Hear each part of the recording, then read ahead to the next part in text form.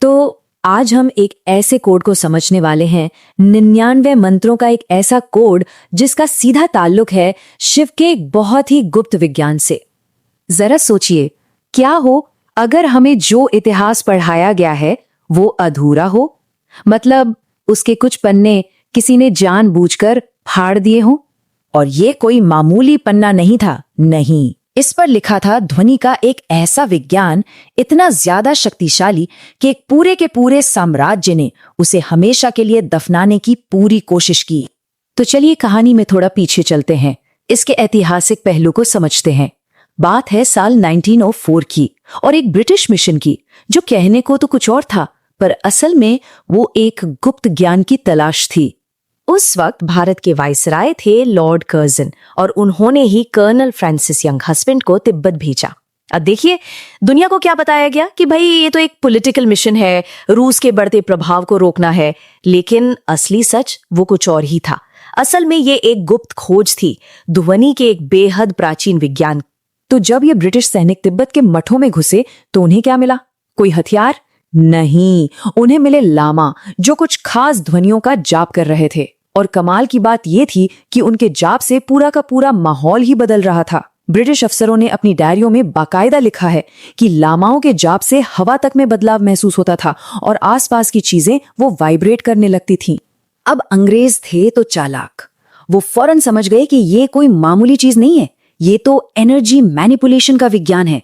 और उन्हें डर लगा कि अगर ये ज्ञान भारत के लोगों तक पहुंच गया तो वो मानसिक रूप से आजाद हो जाएंगे, और अगर ऐसा हुआ तो उनका साम्राज्य खत्म। बस यही वजह थी कि इस ज्ञान को हमेशा के लिए दबा देने का फैसला कर लिया गया। अच्छा, तो अब आते हैं कहानी के सबसे सबसे जरूरी हिस्से पर। इस पूरे प्राचीन विज्ञान का जो मूल सिद्धांत है वो चौंकाने वाला है। वो ये है कि असली शक्ति वो ध्वनि में है ही नहीं। तो सवाल उठता है, अगर ध्वनि में नहीं तो फिर शक्ति है कहां? देखिए, मंत्रों की असली शक्ति ओम नमः शिवाय इन शब्दों में नहीं है, बल्कि ओम और नमः और शिवाय के बीच जो खाली जगह है, वो जो सन्नाटा है, जो मौन है, असली शक्ति उसमें छिपी है। सारा खेल उसी साइलेंस का है। और जानते हैं कमाल की बात क्या है?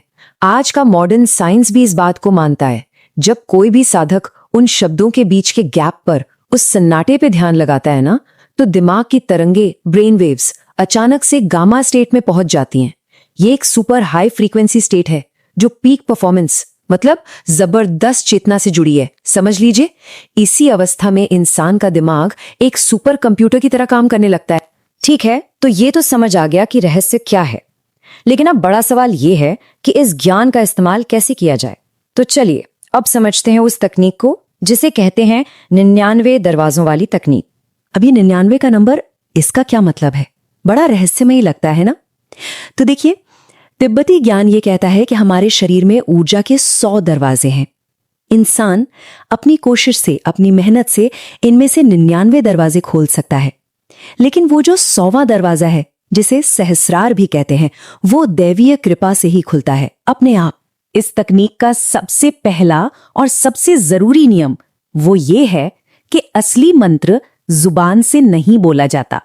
नहीं, वो तो नाभि से, नेवल से उठने वाला एक वाइब्रेशन है, एक कंपन है। इसी को कहते हैं पश्यंती वाणी, मतलब वो आवाज जो बिना बोले सुनी जाए। ये एक अंदरूनी कंपन है। मंत्र को बोलना नहीं है, उसे अपने अंदर महसूस करना है। और इस पूरे सिस्टम की चाबी क्या है? वो है कुंभक, यानी सांस को रोकने की योगिक क्रिया। अगर मंत्र की असली शक्ति को जगाना है तो सांस को रोकना यही सबसे सबसे जरूरी स्टेप है। तो चलिए अब इस तकनीक के स्टेप्स को बहुत ध्यान से समझते हैं कि करना क्या है। पहला, रीढ़ की हड्डी को बिल्कुल सीधा करके बैठ जाइए। अब एक गहरी सांस अंदर लीजिए और उसे रोक लीजिए, होल्ड। अब उसी रुकी हुई सांस में मन ही मन मंत्र का जाप करना है। आपको महसूस करना है कि एक ऊर्जा रीढ़ के सबसे निचले हिस्से से टकरा रही है और फिर एक बिजली के करंट की तरह ऊपर की ओर चढ़ रही है, और आखिर में धीरे से पूरी सांस बाहर छोड़ दीजिए। और इस प्रैक्टिस से कितनी जबरदस्त ऊर्जा पैदा होती है, इसका सबूत तो उन अंग्रेजों ने अपनी आंखों से देखा था। उन्होंने ये पाया कि तिब्बत की जमा देने वाली ठंड में भी लामाओं के शरीर का तापमान, उनका बॉडी टेम्परेचर इतना बढ़ जाता था कि अगर उन पर गीली चादरें रखी जाएं तो वो भाप बनकर सूख जाती थीं। सोचिए, ये है हमारे भीतर की शिव अग्नि। तो ठीक है, ये अभ्यास कर लिया, पर इससे होगा क्या? ये कोड हमारी जिंदगी की सच्चाई को कैसे बदल सकता है? चलिए अब जरा इसके फायदों पर, इसके बेनिफिट्स पर एक नजर डालते हैं। अगर इस तकनीक में महारत हासिल कर ली जाए तो इसके फायदे बहुत गहरे हैं। ध्यान एकदम लेजर की तरह तेज हो जाता है। आवाज में एक गजब की शक्ति आ जाती है जिसे वाक सिद्धि कहते हैं। मतलब जो कहा जाता है वो सच होने लगता है। ब्रह्मांड के साथ एक सिंक, एक तालमेल बन जाता है और डर, चिंता, इन सब से तो जैसे मुक्ति ही मिल जाती है। अंदर एक ऐसी शांति महसूस होती है जो कभी टूट नहीं सकती। लेकिन हाँ, एक बहुत जरूरी चेतावनी भी है। ये शक्ति एक दो धारी तलवार की तरह है। अगर इसका इस्तेमाल अपने अहंकार को बढ़ाने के लिए किया गया तो ये ऊर्जा खुद को ही खत्म कर देगी। ये सेल्फ डिस्ट्रक्टिव है। पर अगर इसका इस्तेमाल दुनिया के भले के लिए किया गया तो यही शक्ति मुक्ति का रास्ता दिखाएगी। सोचिए, ये ज्ञान 100 साल से भी ज्यादा वक्त तक छिपा रहा और अब ये हम तक पहुंचा है। ये कोई इत्तेफाक नहीं हो सकता, कोई कोइंसिडेंस नहीं है।